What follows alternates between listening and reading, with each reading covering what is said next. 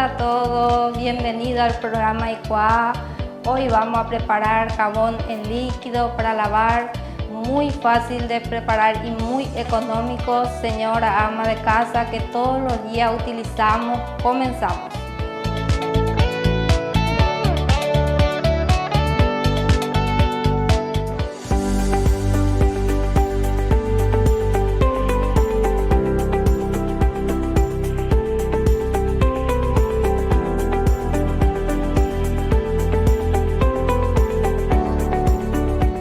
Para la elaboración del jabón en líquido necesitamos 4 litros de agua,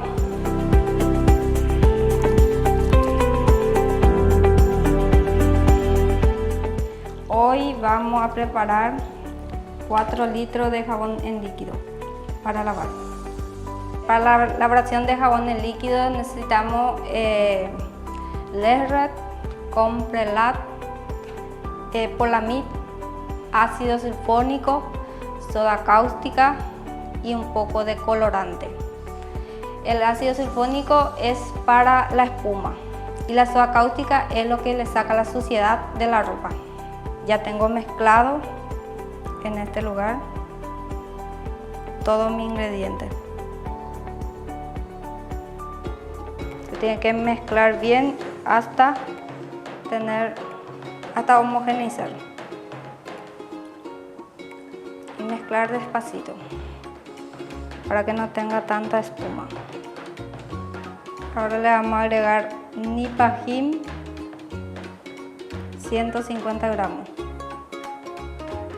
Es un conservante.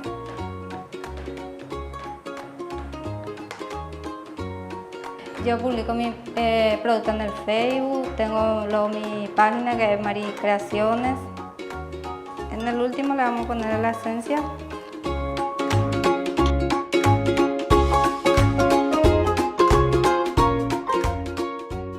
Ahora vamos a empezar a envasar lentamente para que no se derrame.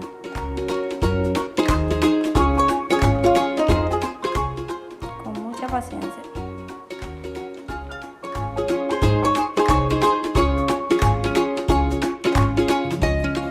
Me siento muy feliz, muy bien. Al principio sí tenía un poco de miedo y luego voy superando de a poco, pero ahora ya estoy bien, ya muy tranquila. Porque yo hago y porque ya aprendí, me capacité, estudié y me gusta mucho, porque uno tiene que amar lo que hace. Mi sueño es tener mi negocio propio, tener un local y poder yo manejar.